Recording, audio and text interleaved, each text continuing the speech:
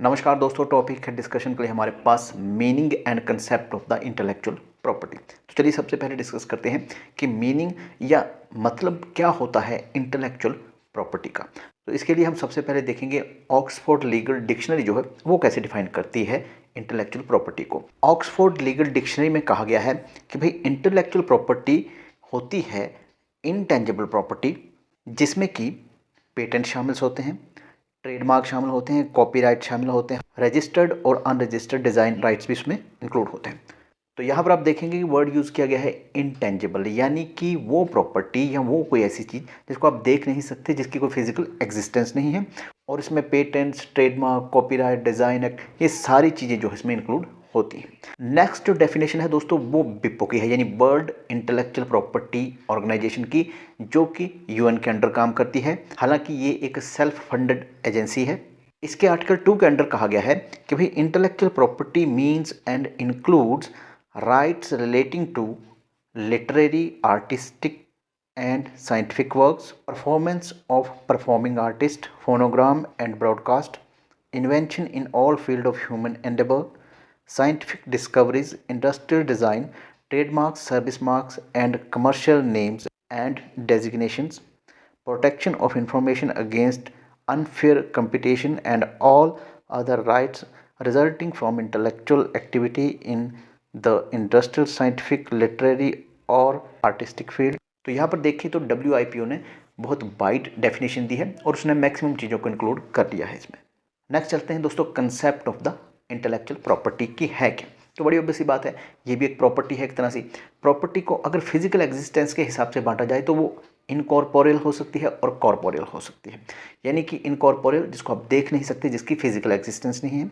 Corporeal वो होती है जिसको आप देख सकते हैं, महसूस कर सकते हैं, जैसे कि आपका घर है, ज़मीन है, गुड्स वगैरह हैं, ये सब आपकी कॉर्पोरियल प्रॉपर्टी के अंदर आती हैं। दूसरे शब्दों में आप इसको टेंजिबल, इंटेंजिबल भी कह सकते हैं। इनकॉर्पोरियल प्रॉपर्टी जो है उसमें भी प्रॉपर्टी इन इनकम्प्रेंसेस होती है और दूसरी प्रॉपर्टी ओवर इमैटेरियल थिंग्स जो है वो होती है। जहाँ तक हम प्रॉपर्टी इन इनकम्प्रेंसेस की बात करें तो उसमें हमारा मॉर्गेज, लीज वगैरह आ जाती हैं।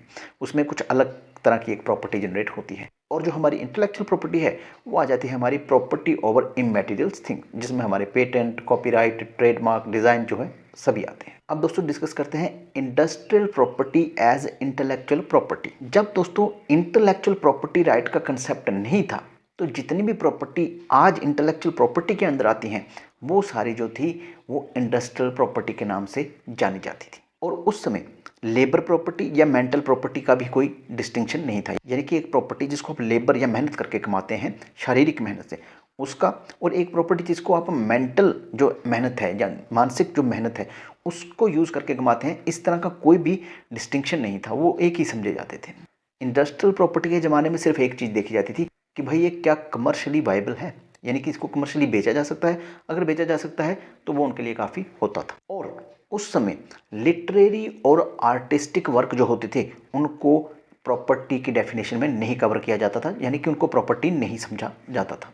इसमें दोस्तों पेरिस में कन्वेंशन हुई थी जो कि प्रोटेक्शन ऑफ इंडस्ट्रियल प्रॉपर्टी 1883 के नाम से जानी जाती है। यहाँ पर जितने भी आपके पेटेंट थे, ट्रेडमार्क थे या डिज़ाइन थे उनको इंक्लूड किया गया था। तो यहाँ आप जो हेडिंग है उससे ही समझ सकते हैं कि उस वक्त इंटेलेक्चुअल प्रॉपर्टी को इंडस्ट्रियल प्रॉपर्टी ट्रीट किया जाता था। और जो इंटेलेक्चुअल प्रॉपर्टी है इसका नामकरण या इसका जो एक उदय हुआ, जो इसका एक राइज हुआ, वो उस समय हुआ जब कॉपीराइट, ट्रेडमार्क्स, पेटेंट और इन सब को एक अम्ब्रेला के नीचे इकट्ठे किया गया, यानी इनको एक अलग से सेपरेट प्रॉपर्टी मानने की कोशिश की गई।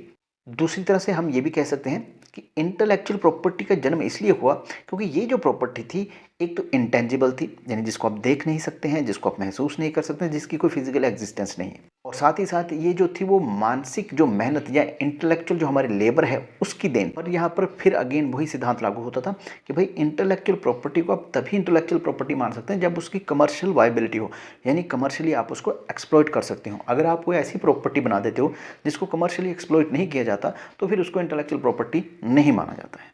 और दूसरी बात कि इंटेलेक्चुअल प्रॉपर्टी जो है उसको प्रोटेक्शन देना इसलिए ज़रूरी था या उससे लेकर लॉ बनाना इसलिए ज़रूरी था क्योंकि जो लोग हैं जो नई नई इन्वेंशन करते हैं, नई नई खोजें करते हैं, डिस्कवरीज करते हैं, उनके लिए ये बहुत ज़रूरी हो जाता है कि वो अपना जो मेहनत यूज़ करते हैं इंटेलेक्चुअली, उसको वो कमर्शियली एक्सप्लॉइट कर सकें। तो इन सब चीज़ों के लिए ये बहुत ज़्यादा ज़रूरी था कि इससे रिलेटेड एक लॉ बनाया जाए जिसके अंडर इन सभी को प्रोटेक्शन दी जाए। अगर हम इंटेलेक्चुअल प्रॉपर्टी को अपने कॉन्स्टिट्यूशन पॉइंट ऑफ व्यू से देखें तो आपको जो फंडामेंटल ड्यूटी है 51A के अंडर, जिसमें कि ये कहा गया है कि भाई साइंटिफिक टेम्परामेंट जो है उसको डेवलप किया जाए और साथ ही साथ स्पिरिट ऑफ इंक्वायरी और रिफॉर्म जो है उसको भी कैरी किया जाए। तो ये एक तरह से एक फंडामेंटल ड्यूटी बन जाती है। और इसके साथ साथ ही जो आर्टिकल 19 वो राइट टू स्पीच और एक्सप्रेशन दिया जाता है, उसके अंडर भी इसको कवर किया जाता है, जिसमें कि और चीज़ें जैसे freedom to think, to explore, to invent, ये सब चीज़ें इसमें आ जाती हैं। नो दोस्तों, नेक्स्ट है economy of the intellectual property. जैसे कि मैंने आपको पहले कहा कि भाई इंटेलेक्चुअल प्रॉपर्टी इसलिए जनरेट की जाती है ताकि कमर्शियली उसको एक्सप्लॉइट किया जा सके। और जब उसको कमर्शियली एक्सप्लॉइट किया जा सकेगा तो बड़ी ऑब्वियस सी बात है कि वो जो है वो पब्लिक एट लार्ज को भी बेनिफिट देगी। और आज के दौर में इसकी रेलिवेंसी और भी ज़्यादा बढ़ जाती है, क्योंकि हम एक ऐसे ग्लोबल वर्ल्ड में रह रहे हैं या एक ग्लोबल विलेज में रह रहे हैं जहाँ पर कमर्शियल जो एक एंगल है उसकी इंपॉर्टेंस बहुत ज़्यादा है। और साथ ही साथ जो इंटेलेक्चुअल प्रॉपर्टी है उसका जो एक रेजीम है वो मानता है कि भाई ये रिसर्च जो है, ये जितनी भी आप इन्वेंशन करते हो, ये सिर्फ एकेडमिक इंटरेस्ट के लिए नहीं है, इसकी जो कमर्शियल एक्सप्लॉइटेशन है वो भी करनी पड़ेगी आपको। अगर आप उसको कमर्शियली एक्सप्लॉइट नहीं करेंगे तो उसको बनाने में जो रिसर्च हो रही है उसकी भरपाई कहाँ से होगी। और साथ ही साथ और ये सब जो है वो इकोनॉमी के लिए भी अच्छा है, यानी कि इन्वेंशन होंगी, इनको कमर्शियली एक्सप्लॉइट किया जाएगा तो इकोनॉमी जो है वो बढ़ेगी। और अगर ये नहीं हो सकता तो फिर इकोनॉमी पर उसका विपरीत असर पड़ेगा। और अगर आप देखें तो जितने भी इन्वेंशन होती हैं, पेटेंट बनते हैं या कॉपीराइट बनते हैं या डिज़ाइन बनते हैं, वो जो है बेनिफिट अल्टीमेटली उस कंट्री को देते हैं जहाँ से वो निकलते हैं। तो ये सब जो है उस देश की अर्थव्यवस्था के लिए बहुत अच्छा काम करते हैं।